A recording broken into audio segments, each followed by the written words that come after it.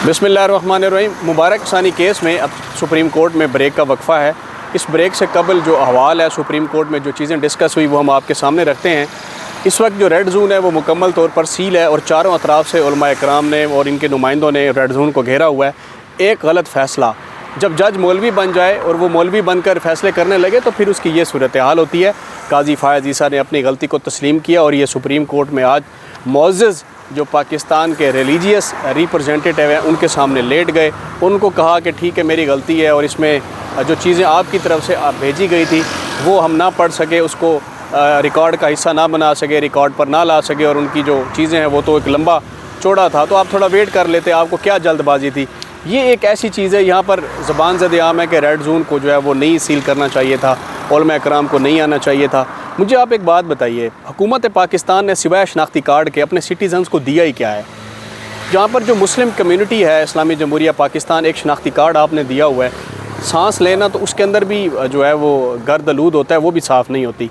शनाख्ती card बनाने के भी आप पैसे लेते हैं। जब बात आती है ख़त्म नबूवत की तो ख़त्म नबूवत के ऊपर तो जान हाजिर है। ये क्या चीज़ें हैं रेड जोन, यहाँ तो जलाओ घेराओ तो ये छोटी सी मानेद है। आज मुफ्ती तकी उस्मानी साहब ने बड़े मुदल्लल तरीके से जो है वो दलाइल दिए। मुफ्ती मुनीबुर रहमान साहब के नुमाइंदे पेश हुए, लेकिन मुफ्ती मुनीबुर रहमान साहब कराची से ऑनलाइन भी वीडियो लिंक के ज़रिए वो थे। मौलाना फजलुर रहमान साहब यहाँ पर थे, मुफ्ती शेर साहब जो है वो भी थे। यहाँ पर सारी चीज़ें जो है वो डिस्कस की गई। मुफ्ती मुनीबुर रहमान साहब के जो नुमाइंदे थे वो अदालत में थे और जज साहब ने कहा हमने पहले भी आपको सुना है कि आप मुफ्ती मुनीबुर रहमान साहब की जगह ले सकते हैं, तो उन्होंने कहा बिल्कुल नहीं। लिहाजा उसमें एक आलिम दीन ऐसे भी हैं जो उम्रे पर गए हुए थे और उन्होंने कहा कि नहीं, नोटिस आया हुआ है, मुल्क की संगीनी हालात पाकिस्तान में ख़राब हैं, तो क्यों ना मैं अपना जो उम्रा है इसको जल्दी वाइंड अप करके वापस चला जाऊं और जाकर सुप्रीम कोर्ट में अपना नुक्ता नज़र पेश करूं। उसमें दो चीज़ें जो थी वो बड़ी ज़रूरी थी, जो पिछले फ़ैसले में सुप्रीम कोर्ट ने बड़ी तफसील से लिख दिए। जब मौलवी बन जाए, जज बन जाए, जज बनकर मौलवी बन जाए, तो उसने अपने फ़ैसले में जो चीज़ें लिखी वो आज इन्होंने हज़फ करवाई हैं। उसमें एक तो पैराग्राफ नंबर 7 था और 42 ये इस्लामी तालीमात के ख़िलाफ़ था, चूँकि ये बेसिक ह्यूमन राइट्स की भी वायलेशन है। एक तो ये जो कादियानियत है, अपने आप को अक़लियत तस्लीम भी नहीं करते और बदमाशी भी साथ करते हैं।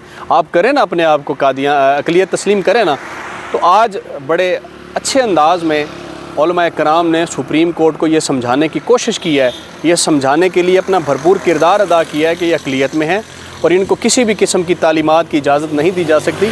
और ख़त्म नबूवत के हवाले से मुफ्ती तकी उस्मानी साहब ने फरमाया कि ख़त्म नबूवत के हवाले से चीफ़ जस्टिस ऑफ पाकिस्तान को कहा, काजी फ़ायज़ ईसा को, जो आपने 2-4 लाइनें इजाफ़ी लिखी हैं उस पर आपको हम खराज तहसीन भी पेश करते हैं, लेकिन ये आपको लिखने की ज़रूरत नहीं है। मेरे जो नबी का जो रुतबा है वो आपकी कलम की 2 लाइनों से बड़ा रुतबा है। काजी फ़ायज़ ईसा के सामने आज जो यंग लॉयर्स हैं, ज़ाहिर है काजी फ़ायज़ ईसा का जो डेकोरम है हम पहले दिन से देख रहे हैं कि ये किसी को बोलने नहीं देते थे, किसी को बात नहीं करने देते थे, सुबह सुबह आते चढ़ाई करते थे। आज हमने देखा कि यंग जो लॉयर्स हैं जो किसी के एसोसिएट होते थे वो काजी फ़ायज़ ईसा पर चढ़ाई कर रहे थे। कोई डेकोरम नहीं था वो। जब ख़त्म नबूवत की बात आती है तो कैसा डेकोरम, कौन सा जस्टिस, कौन सा काजी फ़ायज़ ईसा, फिर उड़ा के रख दिया जाता है हर चीज़ को। खैर आज काजी फ़ायज़ ईसा ने भी माजरत की मुबैना तौर पर। उनके जो अल्फाज थे वो सरेंडर भी कर रहे थे, शर्मिंदा भी थे, उनकी बॉडी लैंग्वेज उनको बता रही थी कि वो साथ नहीं दे रही, वो अपने फ़ैसले पर, एक नहीं कई फ़ैसलों पर शर्मिंदा हैं। काजी फ़ायज़ ईसा ने यह भी कहा कि मैं जब नमाज़ पढ़ता हूँ तो मैं अल्लाह से दुआ करता हूँ कि मुझसे गलत फ़ैसला ना हो, लेकिन अगर देखी जाए चीज़ें तो मेरा ख़्याल में वो बज़ाहिर ऐसे नज़र आता है कि वो दुआ कबूल नहीं हो रही, फ़ैसले गलत हो रहे हैं। इस वक्त मुबारक सानी केस में ब्रेक है, ब्रेक के बाद जो है वो फ़ैसला तफसीली आ जाता है, कब आता है वो बाद में देखा जाएगा। ताहम आज तमाम उन लोगों ने आकर सुप्रीम कोर्ट ऑफ पाकिस्तान को बताया है कि आपके फ़ैसले से बज़ाहिर ऐसा लग रहा है कि आप कादियानियत को प्रमोट कर रहे हैं, लेकिन हो सकता है कि हकीकत से इसका कोई ताल्लुक़ ना हो। लेकिन आज जब फ़ैसला आएगा, अब देखना यह है कि उसके क्या असरात पाकिस्तान पर पड़ते हैं। कादियानियत में जो बैठे ताकतवर लोग हैं उन्होंने भी पाकिस्तान में अपने पंजे गाड़े हुए हैं, पाकिस्तान से बाहर भी उनके काफ़ी रूट्स हैं। वो क्या उसका जो है वो रिएक्शन आता है। मौलवियों ने, पाकिस्तान के उलमा इकराम ने, मुफ्तियों ने आज अपना हक़ अदा किया और ये हक़ इस तरीके से लिया गया है, इनको सड़कें ब्लॉक करनी पड़ी हैं, रेड जोन में आना पड़ा है, तब जाके काजी की आंखें खुली हैं, काजी जागा है कि मुझसे गलती हुई है। इसकी जो दोबारा की जो गलती की गुंजाइश है वो आइन में भी नहीं है, आपकी कलम में भी नहीं होनी चाहिए। इस पर सोच समझ के फ़ैसला होना चाहिए। अगर काजी फ़ायज़ ईसा साहब बेल की हद तक रहते मुबारक सानी केस में, तो शायद इसमें इतने रोले और इतने दंगे पड़ने की ज़रूरत ही नहीं थी। जब आपने अपनी लिमिट्स क्रॉस की तो यहाँ पर नबी करीम सल्लल्लाहु अलैहि वसल्लम के चाहने वालों ने भी अपनी रेड लाइन क्रॉस की।